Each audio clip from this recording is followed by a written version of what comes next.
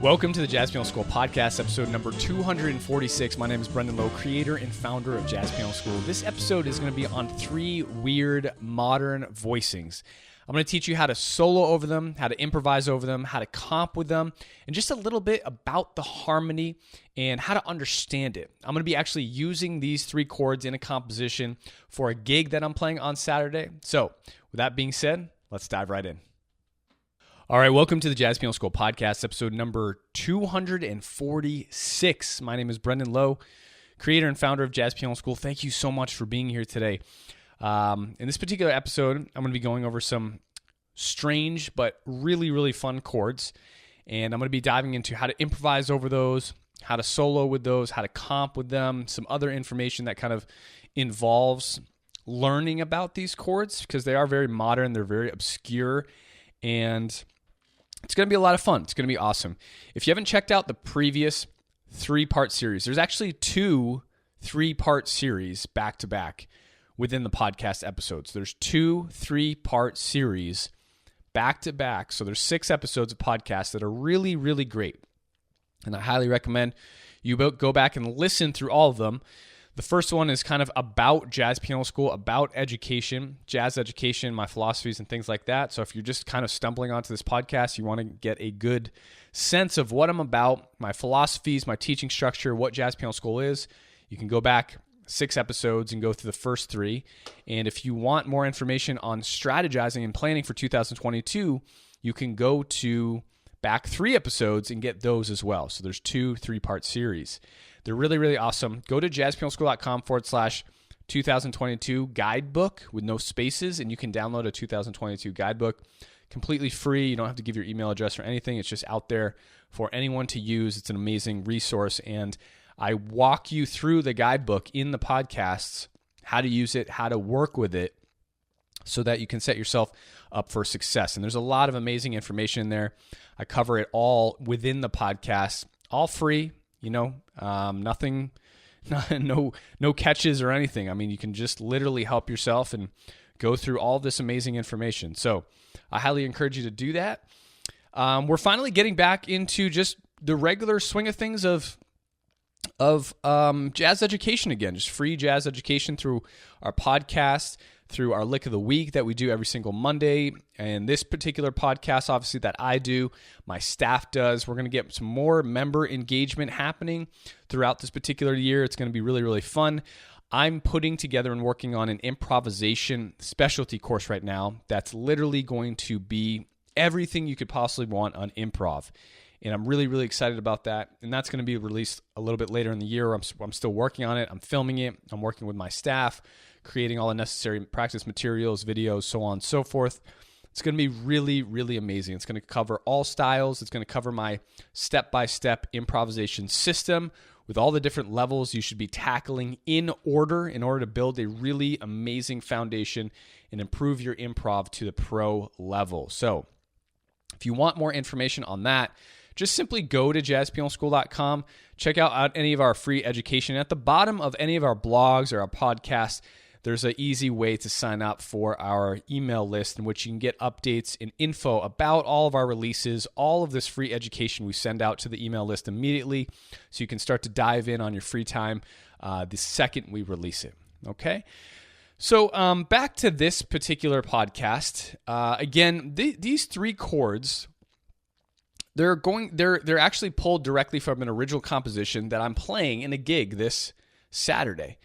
And so they're directly out of this amazing sax player's tune.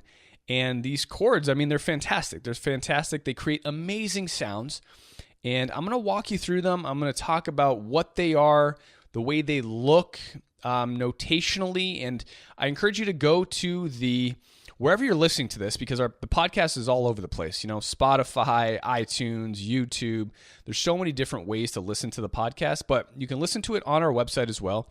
And in the website, there's a picture of the notation taken directly from the manuscript, from the notation of the tune.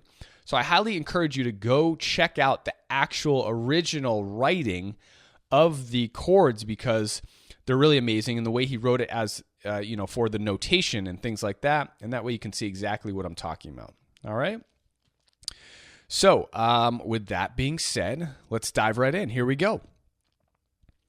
So the first chord I want to talk about is going to be a major 2 over the third, a major 2 over the third, and it sounds like this. Okay? So this is not a 7th chord. This is just a triad, okay, with the addition of the 9 or the 2 over the third in the bass.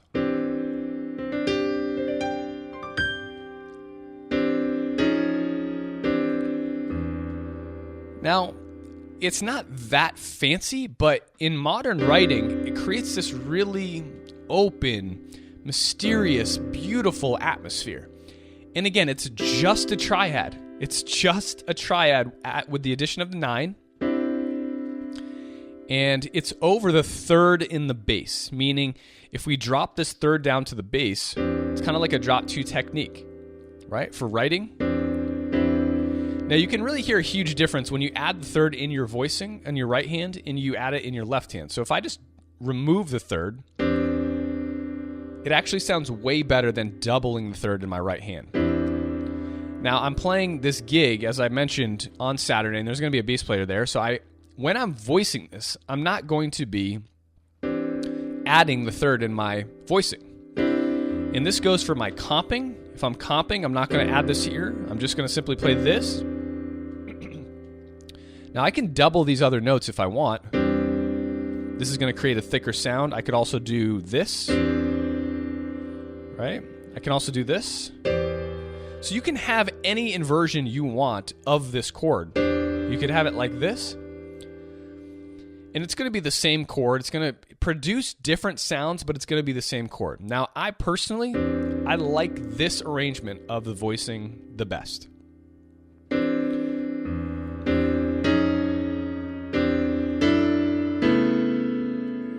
And I'm just kind of playing through some of the writing here in the gig. Right? You hear this sound? I mean, it's gorgeous. It's a really, really pretty voicing. It's a very modern voicing. There's no 7th in the chord, right? Again, it's just a triad. So here's the C major triad. We're adding the 9, and we're dropping the third down to the bass. Now, again, like I said, when I'll be improvising over this, because I'll be improvising over this, I'm going to stick to this voicing because the bass player is going to be playing the root, the E, in his bass. Now let's talk about improvisation over this chord a little bit. So for comping, for my left hand, I'm going to use just different variations of this chord. So I'll use, not different variations, different inversions, So I'll be playing this chord right here, with 1, 2, and 5. I might go 5, 1, 9, and I might voice it in fourths. That's a really, really good way to do it as well. In a fourth voicing, because that's going to sound a little bit more modern too. Obviously, when you have things voiced in fourths, it sounds pretty modern. So I'm going to use one of those 3 variations, those 3 inversions. This, this, this. Now, depending upon the register that you're in, it's really going to affect the chord. For example, this C chord is up pretty high for my left-hand voicing. If I was playing an F2 over A, I could play this voicing here. That'd be a little lower, a little more substantial, right? If I was playing like a B flat 2 over the third, right? It would be here. This sounds really cool too. So let's talk about soloing for a second. So soloing for this particular chord or this particular sound voicing is really just going to be a lot of different things. I mean, it can just be C major in general. And I like to remove the fourth, but you could also put it in there as well, but it doesn't really work well just because you have the third and the bass. Because it's going to be clashing with that third. But there are different ways to use that. I'll demonstrate that in a second. But just for now, let's just play a C major scale and remove that fourth.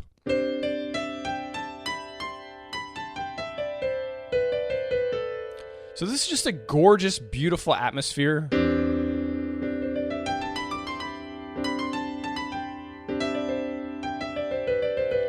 Now what I'm doing here essentially is just moving up and down the scale, creating different patterns, different lines, and just moving around. I'm just creating melodies essentially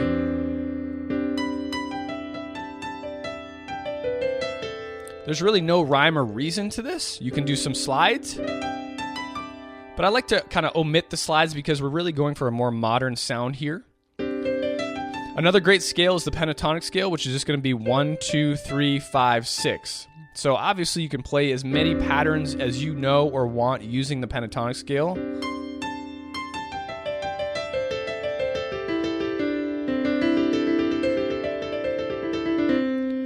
I'm not really a patterny person, although I will get into that sometimes. I like more of the movement and flowiness of just natural fluid motion in a scale, as I was just demonstrating, right? Now check out how different the sound is when I create an entirely new inversion of the voicing, right?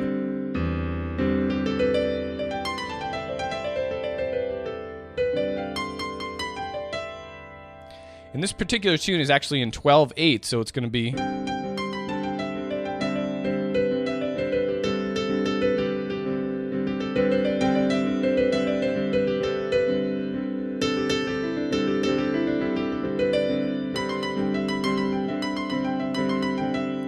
right? And so really when you're practicing this, just get creative with the sounds, get creative with the movements in your right hand, get creative with the way you're approaching this, and just explore the mystery and the magic of this particular sound, because it really is just like mystical. It's a really amazing mystical sound. And again, it's just a triad with the addition of the 9 over the 3rd. Okay?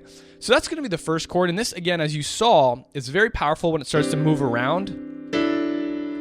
This is going to be D2 over the 3rd, or over F sharp, A2 over the 3rd, over C sharp, B flat, right? So listen to this progression here. Gorgeous progression. And obviously if I thicken up my left hand with an octave in the bass for comping purposes, right? We get this really lush, thick comping sound. And check it out, if I move it down 1 octave as well, that is lush. That is a really cool sound, isn't it? And you can go super light, obviously. You can move it up here into this top register. Gorgeous. Now, obviously, I think a lot of you will be inspired to, you can use this for writing purposes, compositional purposes, voicing purposes. Right? So many different things you can actually use this particular chord for in harmony to create just so many different things.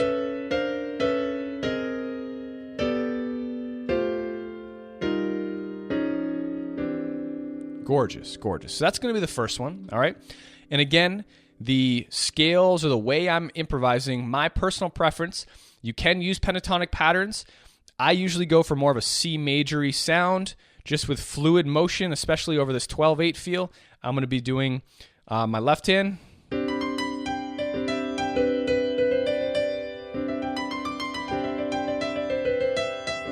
Until the chord changes, right? And then might go to that D, the D2, right? And then I might have this. And so on and so forth. Okay, let's move on to the second chord. So the second chord is going to be one that you're going to see in a number of different ways. And the way people might write it, actually, let me go back for a second. When you see the notation there in the box, it says add 9. Add 2 and add 9 are the same thing. And obviously, you can clearly see the slash. The slash means the bass note. So anytime you see a slash in notation, that note on the right means that's the note that should be in your bass. So it says C add 9 / E. That means the E is in the bass. Okay? So you have a C triad, but you're going to add the 9 and you're going to put the E in the bass. All right, let's move on to this next chord. So this chord right here, you're going to see in a lot of different ways. Now, this is an E flat major 7 augmented chord. Okay? E flat major 7 augmented. Now, you could play it like this. Now, funny enough that you can have an augmented dominant 7, and the notation here isn't actually accurate, but you can have a major 7 on top or a dominant 7. Right? So it doesn't change, but you need to be aware of that, because the chord that I'm teaching you right now is a G triad with E flat in the bass. And that's how the composer intended to write it this time. So if you want to think in terms of a 7th chord, can think E flat major 7 with a sharp 5. Right here. So here's our regular E flat major 7 chord. Here's a sharp 5. Okay, you hear that sound? This is a gorgeous sound. The composer did choose to write this with the G triad over E flat. So if you go to the notation in jazzpianoschool.com on the podcast episode, you'll see a G triad / E flat, and that just means G triad over an E flat chord.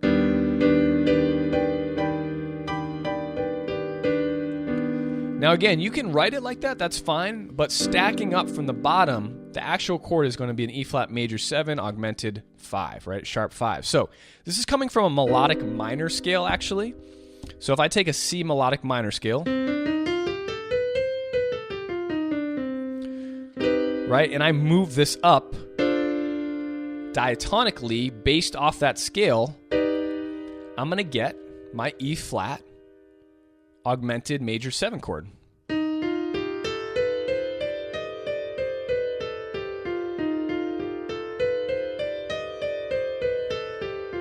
How gorgeous is that, right? That's just such a gorgeous sound. I mean, you can picture a movie, right, happening within a dream world.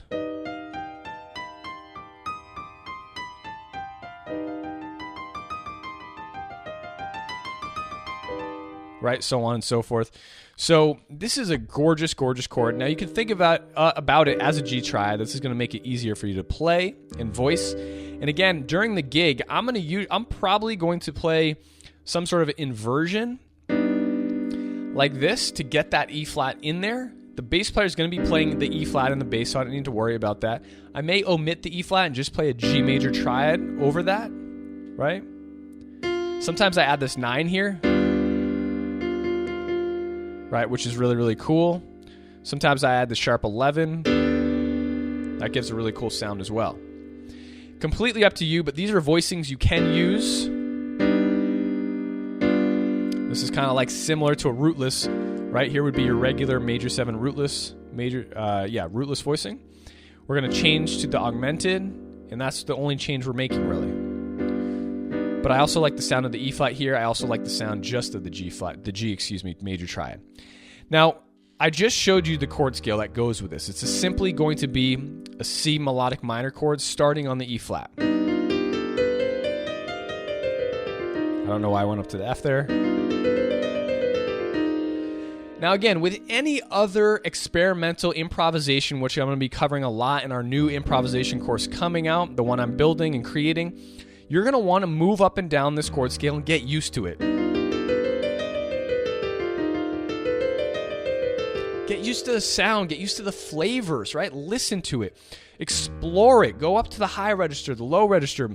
Go in the middle, explore just the first 4 notes, maybe. Maybe go up a little bit further. Always make sure you hit that E flat in the bass, because that's going to produce that low, lush sound for you.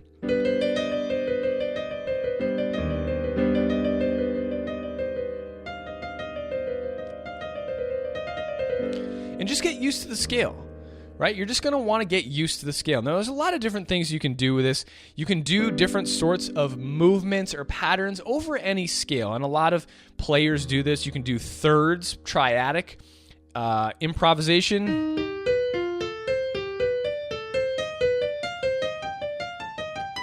You know, I tend to be more of a melodic type of person, so even though I will use triadic approaches, they sound very mathematical to me, even though I do like them, you know, in some instances, but I'm more of a melodic person. Like, I'm more of an expressive melodic person, meaning I might, when I gig or play this chord at my gig, I'll probably play something more like this.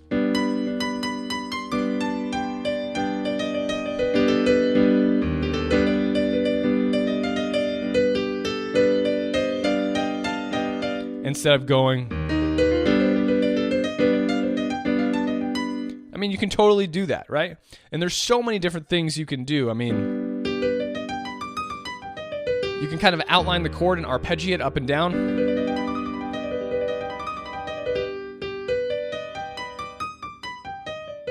Right? That's really cool. And again, there's so many different other types of patterns you can do, but you can explore this from 2 different angles, right? Your pattern, you can come down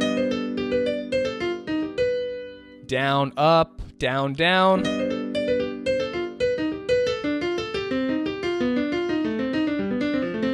There's so many different types of things you can do. But again, I'm more of a melodic person, so I'm going to use the scale to create a melodic motif and just solo over that. Now again, this tune is in 12/8.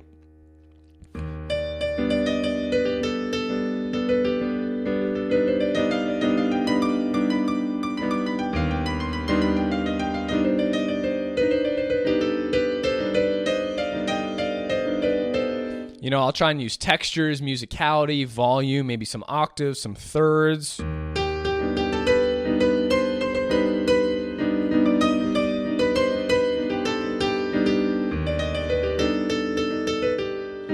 You know, and again, it may not be all pedal. I might do some sparse things, some short. You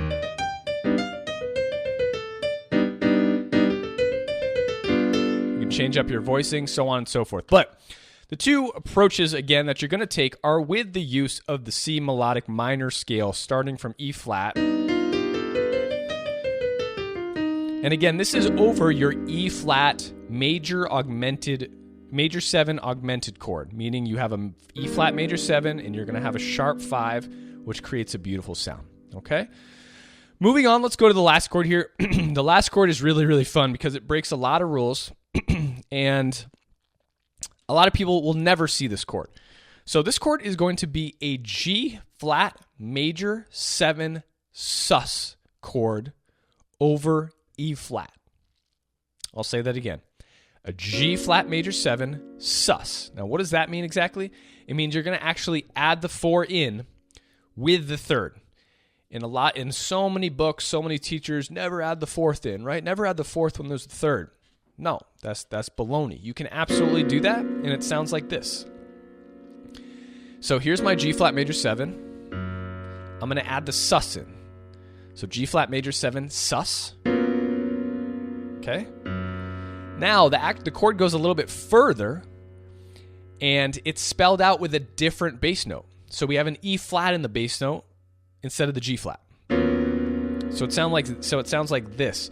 So if we build this or think about it, you can think about it in one of two ways. The way I just described it to you as a G flat sus, right, over E flat, G flat major 7 sus over E flat, or you can think about this as a minor, because when we put this in with the E flat in the bass, it actually spells this chord here.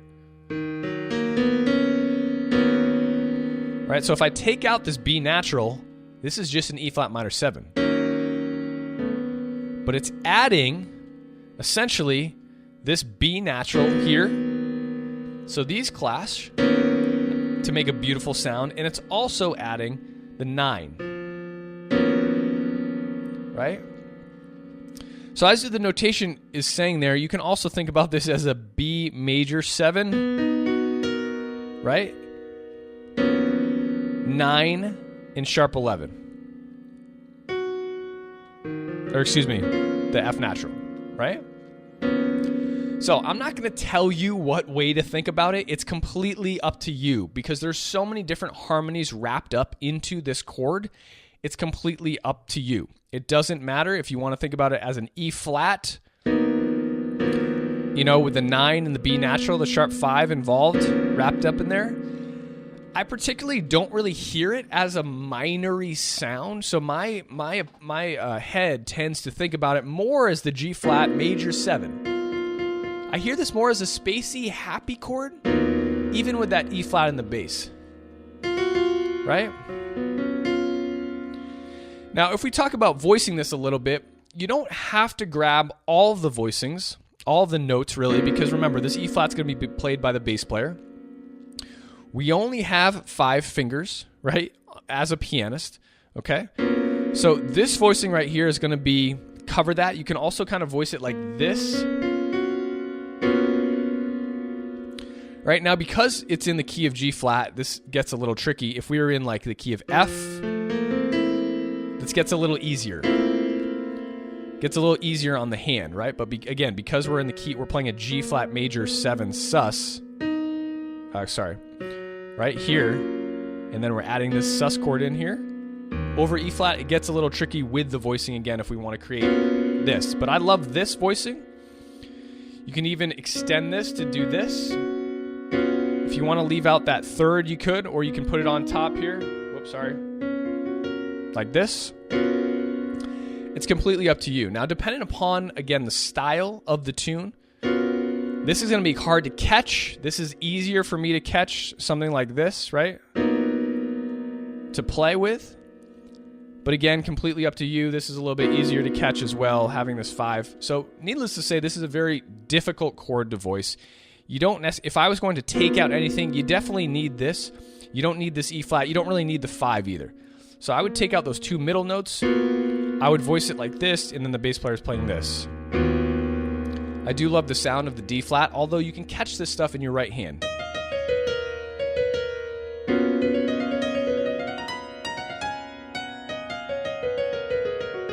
Right? So it's completely up to you. So this sound right here, let's talk about improv a little bit. If I'm when I'm going to play this at the gig, I'll probably use this voicing. I like this voicing a lot, or this, like getting this crunch in here. And again, the bass player is playing that E flat. So I'll use one of these. My right hand is simply going to be thinking G flat because I want to create a major sound.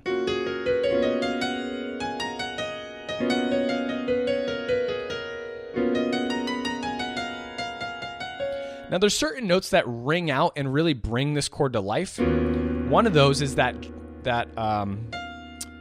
7, the major 7 of the chord.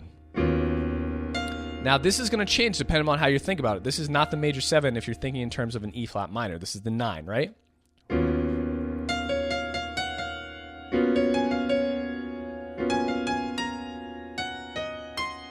Oops, sorry. Right? The other note is going to be this B natural here, because this is clashing with the 3rd. So when I go to improvise, I really want to kind of bring out these 2 notes here. And I really want to use them to explore my improv, explore my creativity.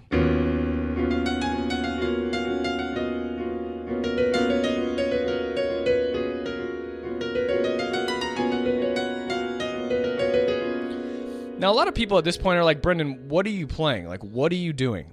I'm just letting my hand explore different notes in the G flat major scale. And I'm targeting this B natural and this F natural in random ways. There's no rhyme or reason to this. I'm not using bebop. I'm literally using fluid scalar motion with melodic intention and sounds and atmospheres in my head. Just moving up and down, some skips, some jumps, and just finding out what I like.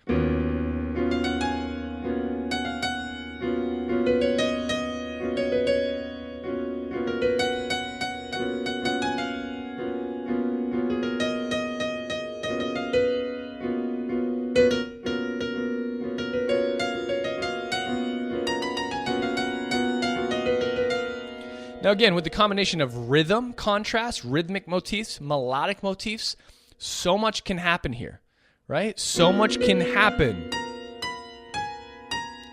Such beautiful melodies, play soft, play loud, but again, the simplicity of it that creates this amazingly gorgeous advanced sound of this chord, right? I'm just using a G flat major scale and I'm incorporating the addition of the 4. That's really what makes this a gorgeous chord, is that when we incorporate this 4 in there, it creates a beautiful sound.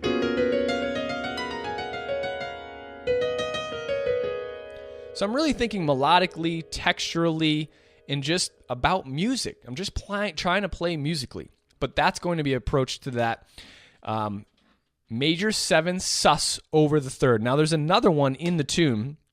It's an F major 7 sus over the 3rd. Excuse me, not over the 3rd. I said over the 3rd in the last one. I meant over the 6. So it's the same chord, right? Here's the G flat.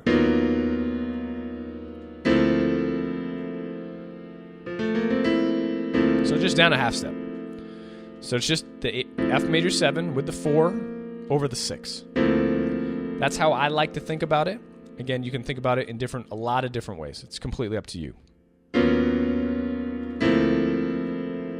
Okay.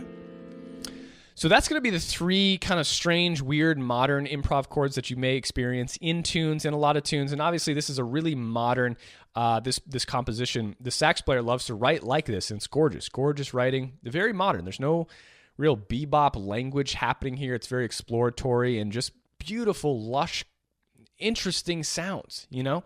But you do need to know how to play these things and tackle them, obviously, because if you're a professional player and you get a chart like this and you have a gig, you know, you may not be comfortable or familiar with any of these things. And hopefully this has shown you a little bit about harmony, how to tackle certain types of harmony.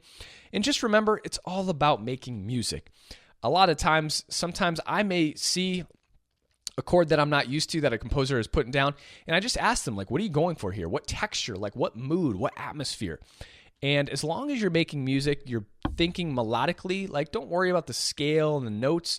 Play something beautiful, gorgeous, and that's all you really need, again, when you're making music. You know, jazz is still music. It doesn't have to be all theoretical all the time. If you're playing some gorgeous melody with some nice rhythmic contrast, you're going to be just fine, okay? Hope you guys enjoyed that. Have a wonderful day, and I'll see you in the next podcast episode. Take care.